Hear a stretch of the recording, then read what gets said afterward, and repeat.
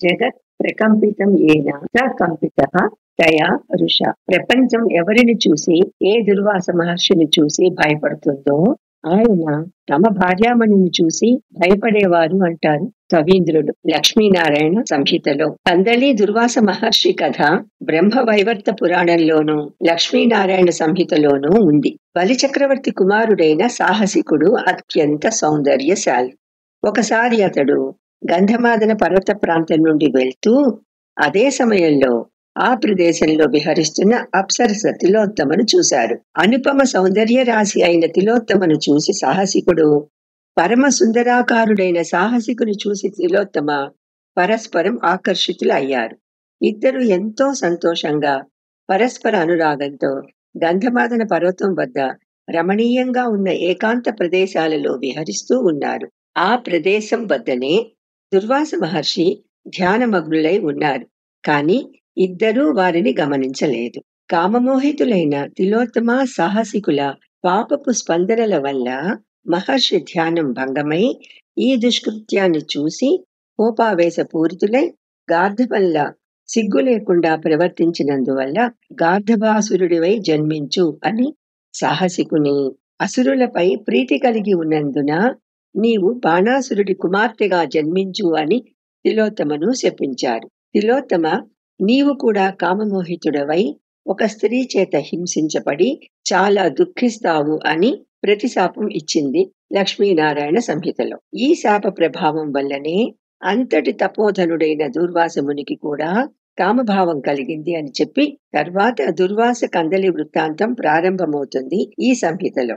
బ్రహ్మ వైవర్త పురాణంలో అయితే వాళ్ళు ఇద్దరూ కాళ్ల మీద పడి క్షమించమని ప్రార్థించడంతో హరిభక్తుడవైన నీవు ధేనుకాసురుడనే పేరుతో గార్ధవ రూపంలో జన్మించినప్పటికీ బృందావనంలోని తాళవనంలో శ్రీకృష్ణుని సుదర్శన చక్రంతో మరణించి మోక్షాన్ని పొందుతావు అని సాహసికునికి, బాణాసురునికి ఉష అనే పేరుతో జన్మించి శ్రీకృష్ణుని పౌత్రుడైన అనిరుద్ధుని వివాహమాడి పవిత్రురాలవై మళ్లీ స్వర్గం చేరుతావు అని తిలోత్తమకు దుర్వాస మునీంద్రులు శాప విముక్తి చెప్పారు. ఈ విధంగా బ్రహ్మ వైవర్త పురాణంలో తిలోత్తమ ప్రతిశాప ప్రభావం లేకపోయినప్పటికీ జితేంద్రులైన దుర్వాస మహర్షికి కూడా తిలోత్తమ సాహసికుల శృంగారం చూసి మనసులో కామభావం కలిగింది. అసత్పురుషుల దుష్ట స్పందనలు ఆ ప్రదేశాన్ని, మనుషులను ప్రభావితం చేస్తాయి కదా. సరిగ్గా అదే సమయంలో ఔర్వ మహర్షి తన పుత్రికతో ఆ గంధమాదన ప్రాంతంలో ఉంటున్న దుర్వాస మహర్షి దగ్గరికి వచ్చారు. దుర్వాసులు లేచి నిలబడి నమస్కరించి వారిని ఆహ్వానించారు. అతిథి సత్కారాలు అవి అయిన తరువాత ఆ మహర్షి, కుమార్తె కందలి తమ జానువు నుండి ఉద్భవించిందని, ఆమె అయోనిజ అని చెప్తారు. తమ కుమార్తె కందలి దుర్వాసుల గురించి విని ఆయననే తన భర్తగా నిర్ణయించుకున్నదని, తాము ఆ విషయమై దుర్వాసులతో మాట్లాడడానికి వచ్చామని చెప్పారు. తమ కుమార్తె సకల సద్గుణవతి, కాని చాలా కోపిష్టి అని, కోపంలో నానా దుర్భాషలు మాట్లాడుతుందని కూడా స్పష్టంగా చెప్తారు.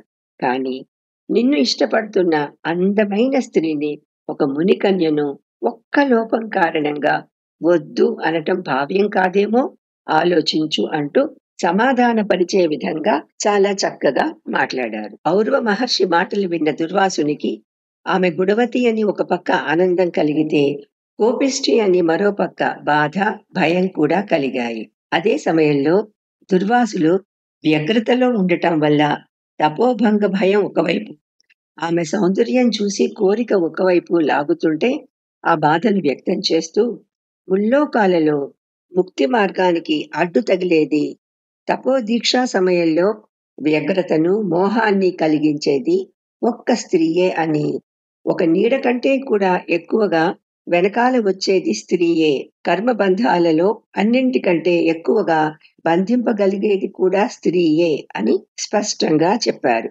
అత్యంత పటిష్టమైన సంకెళ్లతో బంధింపబడి అలవికి మించిన ఆ భారాన్ని మోయలేక త్రుంపలేక జీవించే దుర్భర కారాగార వాసమే సంసారం అని చెప్పారు. భోగాలు శారీరక సుఖాన్ని కలిగిస్తూ తాత్కాలికంగా తృష్ణను తీరుస్తాయే తప్ప వాటిపై మక్కువ పోదు. కానీ మహర్షి, అన్నింటికంటే అధిక సుఖాన్ని, శాశ్వత ఆనందాన్ని కలిగించేది శ్రీహరి చరణారవింద సేవయే. నా పూర్వజన్మ కర్మ దోషం వల్ల తపోభంగం అయింది అంటూ బాధపడి, మహర్షి, మీరు కోరినట్లే ఈ కన్యను నా భార్యగా స్వీకరిస్తాను. కానీ ఈమె దుర్భాషలని 100 వరకు మాత్రమే భరిస్తాను. అంతకంటే ఎక్కువ అయితే నేను తక్షణమే ఆమెకు ఆ పాప ఫలాన్ని ఇస్తాను అని స్పష్టంగా చెప్పారు. దుర్వాసుల అంగీకారం విని ఔర్వముని ఎంతో సంతోషించి వేదోక్త విధి ప్రకారం ఇద్దరికి వివాహం జరిపించారు. పుత్రికపై మమకారంతో వదిలి వెళ్ళలేక దుఃఖంతో ఆమెకు ఎన్నో నీతులు చెప్పారు. స్త్రీలకు భర్త కంటే ఎవరూ ఎక్కువ కాదని, పూజలు, జపాలు, తీర్థ స్నానాలు ఇవన్నీ కూడా పతిసేవ తరువాతనే గణనకు వస్తాయి అని, భర్తపై కోపగించుకోవద్దు, దుర్భాషలాడవద్దని అలా మాట్లాడినట్లయితే 100 జన్మలలో సంపాదించిన పుణ్యమంతా నశిస్తుందని ఇలా చాలా చాలా బోధించి ముని వెళ్ళిపోయారు. దుర్వాసులు తపస్సు వదిలి గృహస్థ ధర్మంలోకి అడుగుపెట్టారు. తండ్రి అయిన ఔర్వ మహర్షి ఎంత బోధించినా జన్మతః వచ్చిన బుద్ధి పోక కందలి బుద్ధి కాలంలోనే 100 పర్యాయాల కంటే ఎక్కువగానే దుర్భాషలతో దుర్వాసుల మనస్సు నొప్పించింది. ఆయన సహనం కోల్పోయి కోపంతో భస్మం అయిపో అని శపించారు. వెంటనే కందలి భస్మరాశిగా మారిపోయి శరీరం పోయి ఆకాశంలో నిలబడి ఎంతో ప్రశాంతంగా మృదుస్వరంతో దుర్వాస మహర్షితో, నాథ, మధుర వచనాలు, ఉత్తమ వచనాలు, దుర్వచనాలు, క్రోధ, సంతాప, లోభ, మోహ కామాలు, ఆకలి దప్పికలు మొదలైనవి శరీర ధర్మాలే కాని ఆత్మధర్మాలు కావు. అందరి మానవులలో ఈ గుణాలు సమానంగా ఉండవు. సర్వజ్ఞులైన మీకు ఇది తెలియనిది కాదు. స్త్రీలకు భర్తయే, సత్పురుషుడికి భార్యయే సర్వస్వం. నా తమో గుణం వల్ల, దుర్వచనాల వల్ల క్షణంలోనే మన ఇద్దరి మధ్య శత్రుత్వం ఎక్కువైంది. జరిగిందేదో జరిగింది. దయతో ఈ జీవుడు చేసిన అపరాధాలు క్షమించండి. ముల్లోకాలలో మీకు తప్ప ఇతరులకు నేను భార్యగా జన్మించను. నేను ఎక్కడ ఎలా జన్మించాలో చెప్పండి అని కందలి ఆత్మ చాలా శాంతంగా మాట్లాడింది. ఈ మాటలు విన్న దుర్వాసులు దుఃఖావేశంతో యోగం ద్వారా శరీరాన్ని వదిలివేయడానికి సంసిద్ధులయ్యారు. ఆ సమయంలో శ్రీమన్నారాయణులు బ్రాహ్మణ వటువేషంలో వచ్చారు. దివ్య తేజస్సుతో ప్రకాశిస్తున్న ఆ వటువు, ఓ మహర్షి, బ్రాహ్మణులకు తపస్సే ప్రధానం. వీళ్ళు హరికథా శ్రవణం, స్మరణం, మననం, ధ్యానం, పూజ, అర్చన మొదలైన అన్ని సేవలు చేయాలి. కానీ మహర్షులు ఎప్పుడూ భగవద్ధ్యానంలో ఉంటూ లోక కళ్యాణం చేయాలి. ఇవన్నీ వదిలివేసి దుఃఖిస్తూ కూర్చుంటే ఎలా? అన్నీ తెలిసిన నీవే స్వధర్మమైన తపస్సును వదిలి పత్ని వ్యామోహంలో దుఃఖిస్తున్నావు. ఈ కందలి నీకు మిథ్యాపత్ని అయినా ఈ కల్పాంతంలో సాత్విక స్వభావురాలైన అర్ధాంగిగా నీకు లభించి సంతానవతి అవుతుంది. దేవకీ వసుదేవుల కుమార్తె భవానీ అంశ సంభూత శ్రీకృష్ణుని సోదరి యోగమాయ ప్రతి కల్పంలో నీకు భార్య అవుతుంది. ప్రస్తుతం కందలి భూమిపై కదలి వృక్షంలా, అరటి చెట్టులా పుట్టి అందరి పూజలను అందుకుంటూ తన జీవితంలో ఒక్కసారి మాత్రమే గంపెడు పిల్లలకు తల్లి అయి సంతానం పెరిగి తన నుండి దూరం కాగానే మరణిస్తుంది అని చెప్పి ఆవటు అంతర్ధానమయ్యాడు. దుర్వాసులు శాంతించి తిరిగి తపస్సులో నిమగ్నులయ్యారు. బ్రహ్మవైవర్త పురాణంలో ఇలా చాలా క్లుప్తంగా చెప్పారు. కానీ లక్ష్మీనారాయణ సంహితలో ఔర్వుల హితోపదేశం, ఆయన వెళ్ళిన క్షణం నుండి కందలి ప్రవర్తన గురించి చాలా విస్తారంగా ఉంది. ఇందులో అయితే పుత్ర్యాః అభవత్ తస్యాం వింశతిః తతః. ఎవరి క్రోధాన్ని చూసి మొత్తం ప్రపంచం గజగజలాడిందో ఆ దుర్వాసులు వాళ్ళ ఆవిడ కోపం చూసి వణికిపోతున్నారు అని ఉంది. 20 మంది కొడుకులు, 20 మంది కూతుళ్ళు వాళ్లకు పుట్టారు అని, ఆ పిల్లలు వానరాల్లా ప్రవర్తిస్తున్నారని, ఆ పిల్లలకి తల్లిపోలికే వచ్చిందని, పిల్లలు పుట్టాక ఆమె ఇంకా ఉగ్రవతి అయిందని చెప్తూ న హ్రీయతే ప్రబోధేన స్వభావో దురతిక్రమ హితోపదేశాలతో వ్యక్తులు మారిపోరు. ఎందుకంటే స్వభావం మార్చుకోవడం ఎలాంటి వారికైనా చాలా దుర్లభం అని అంటారు. కొంతమంది పిల్లల్ని తీసుకొని మహర్షి కోపంతో ఇల్లు వదిలి వెళ్ళిపోతుంటే దుర్వాసుల అవస్థ చూసి బ్రహ్మ, విష్ణు, మహేశ్వరులు, నారదులు, సప్తఋషులు మారువేషాలలో వచ్చి పలకరించి ఇలా భార్యని, ఇంటిని వదిలి వెళ్ళకూడదని, తిరిగి వెళ్ళమని సలహా ఇస్తారు. ఇంతలో కందలి వెనకాల వచ్చి ఇకపై మంచిగా ఉంటానని చెప్పి దుఃఖిస్తుంది. ముని ఇంటికి తిరిగి వెళ్తారు. కానీ ఆవిడ ప్రవర్తన షరా మామూలే. దానితో ఆయన మండిపడి క్షణికావేశంలో భస్మం అయిపో అని శపించారు. ఆవిడ భస్మం అయిపోయింది. ఆయన కోపం పిల్లల్ని తల్లి లేని వారిని చేసింది. కానీ భార్య ఆత్మ ఆయనతో చాలాసేపు చాలా శాంతంగా మాట్లాడుతుంది.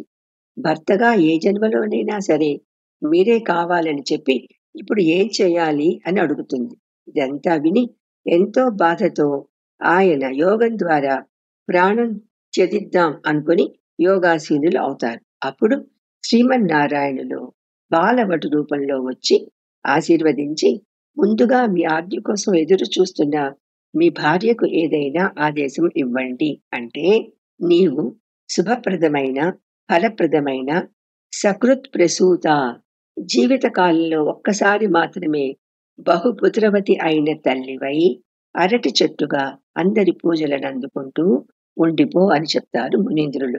దానికి ఆమె, దుర్వాసుడు తనకు కర్దముడి వంటి వాడని, అందువల్ల కర్దముడిగా అరటి చెట్టు మూలల్లో ఎప్పుడూ తేమగా చల్లగా తనతోనే ఉండమని అర్థించింది.